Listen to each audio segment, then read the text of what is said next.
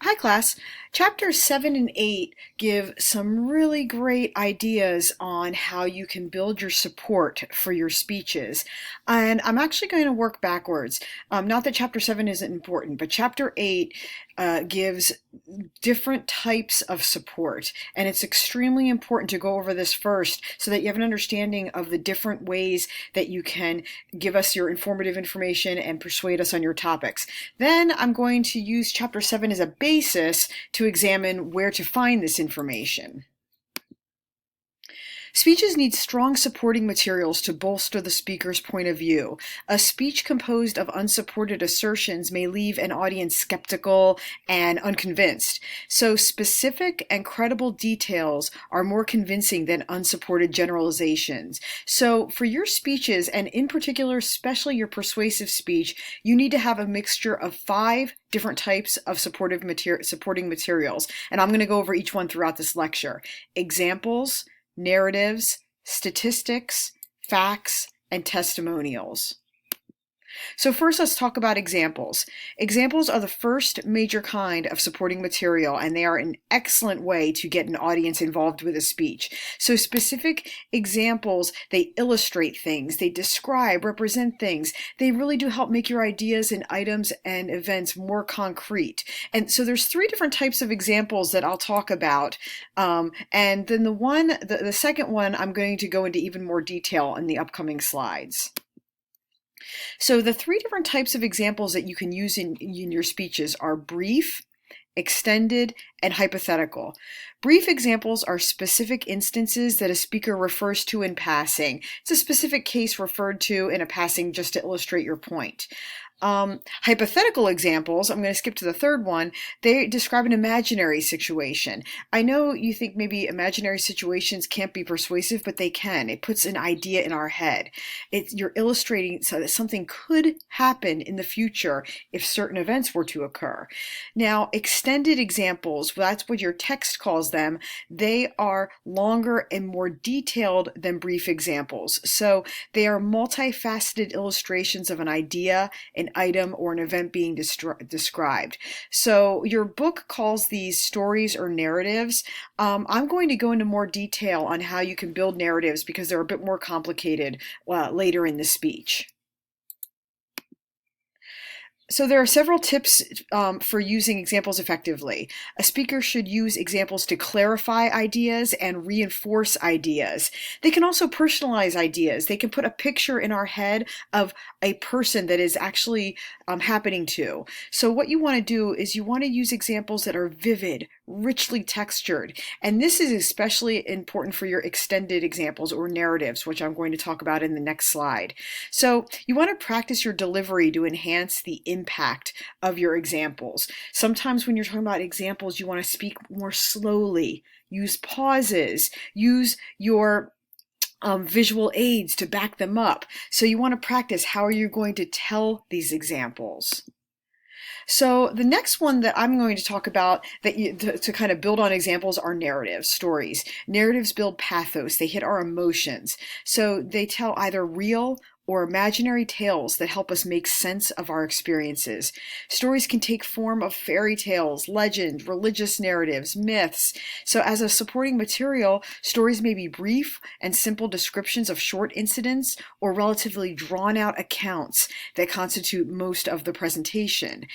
So you want to think about that a story is just like a movie. It includes a plot, characters, setting, a timeline. It could be your story, but it doesn't have to be. It could be the story of someone else. In the end, a narrative hits our emotions and helps us make sense of what you're talking about in a personal way.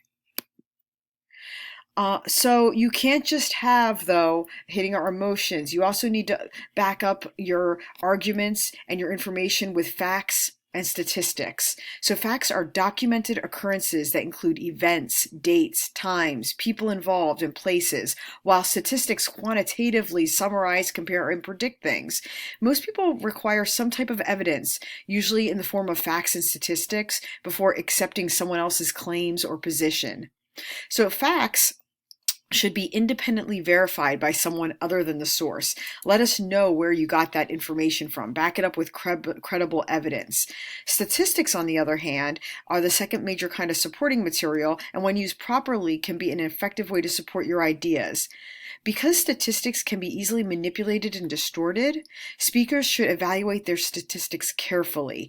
Speakers need to make sure their statistics are representative of what they claim to measure, and speakers need to understand the differences among basic statistical measures, such as the mean, the median, and the mode. I'm not going to go over that in this lecture because there's other information I want to cover, but you will read about that in Chapter 8.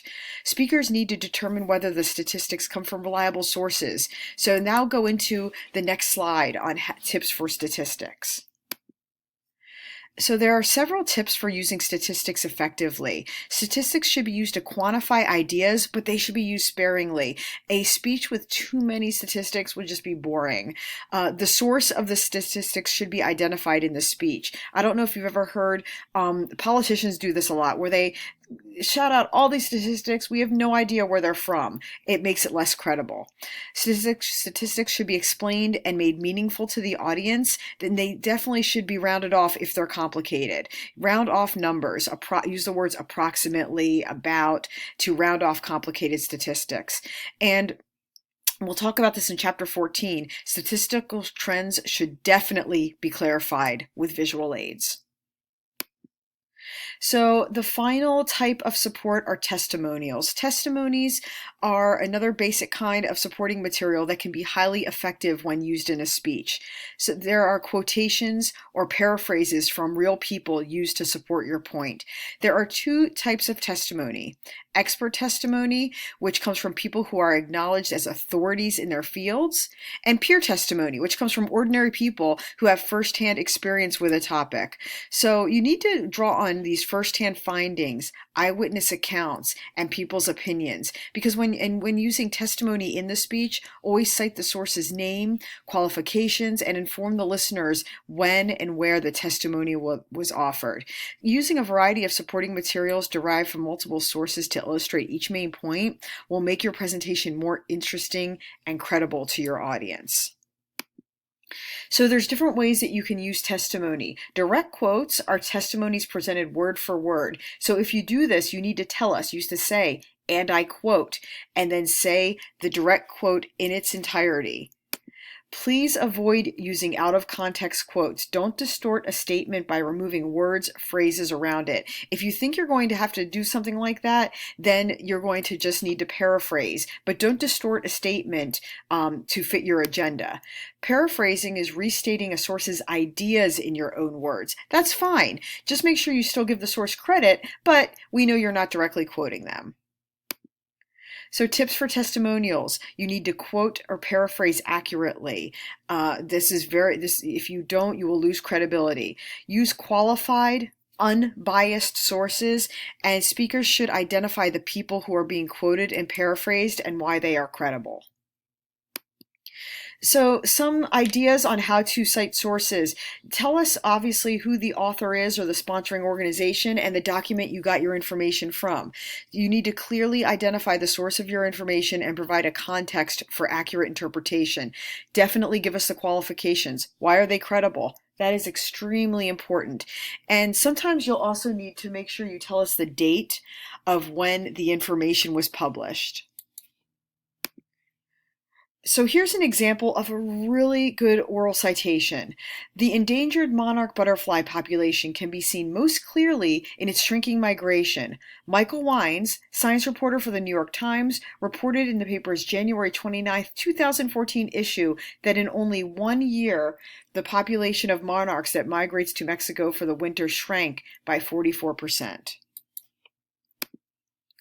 You're not required to have your knowledge in your informative or persuasive speeches. However, if you can draw on personal experience, you should do it. A speaker's own knowledge and experience can be a very valuable resource for information on a speech topic. We usually speak best about topics we are familiar with, so supplementing facts and figures from books and newspapers and internet sources with your personal experience can really add color and emotion to your speech. So like I said, with chapter 7, I'm going to just kind of draw some information, from chapter 7 in a mixture of my own knowledge and just give you some ideas on where to get your information from. So you want to have a mixture of primary sources, which provide firsthand accounts or direct evidence of events, objects, or people, with secondary sources, which provide analysis or commentary about things not directly observed or created. So I'm going to give you some ideas on how to find these secondary sources. So most likely you're going to have a mixture of books, newspapers, periodicals, government publications, reference works, internet sources. As you gather these materials, consider how you can use them to generate interest, illustrate meaning, and add solid evidence. So first, books. You can search books in our virtual library through our website. I put the link right there, and you can also use books from other areas, from Amazon, from Google Books. Books are credible. The books by credible authors provide a detail and perspective. They are an excellent source to find to use for supporting material. Newspapers and periodicals actually also contain eyewitness accounts, local and world events, human interest feature stories. You can go to your local newspaper websites, or you can go to world-newspapers.com if you have more of a global topic. That this website shows you information from newspapers all over the world. Newspaperarchives.com is a great place to find things from the past. Periodicals are regularly published magazines or journals. Journals are automatically peer-reviewed, and that means they are automatically credible. You can go to find journals through databases such as ProQuest, EBSCOhost, Academic Search Primer. Magazines are also great. Depending on what your topic is, general interest magazines, that even though they rarely contain citations, they can still be very credible for your topic. Government publications are also highly credible. USA.gov can give you federal, local, and tribal government information, and also links to reliable statistics. So if you need stats, USA.gov is a great government publication that can do that. The Library of Congress, it's loc.gov, offers digital collections. It has oral histories, letters, old newspapers, photographs. So it has a rich source of primary materials. Encyclopedias provide an overview of subjects. We'll talk about Wikipedia in class, but even though Wikipedia is the world's largest experimental free encyclopedia, I still don't find it credible, and I'd like it if you didn't cite it in your speeches. However, you can put your subject in Wikipedia, go to the bottom of the page, and Wikipedia will give you a whole bunch of references that you can use for your speeches. So don't cite Wikipedia, but you can use it as a jumping off point to find reliable, more credible sources. And finally, weblogs and social news sites could also be used. They provide up-to-the-minute information. They have sources that, that could be very credible to cite. Blogs contain journal-type entries, and social news site allow for maybe narratives. Just use them with care. You can find your narratives of other people through weblogs and social news sites, but remember, there's a lot of fake news out there. We hear that a lot lately. So you need to make sure that they are reputable to cite. Okay, so now that you know what information to use in your speech and where to find them, you can start using these chapters to begin your research.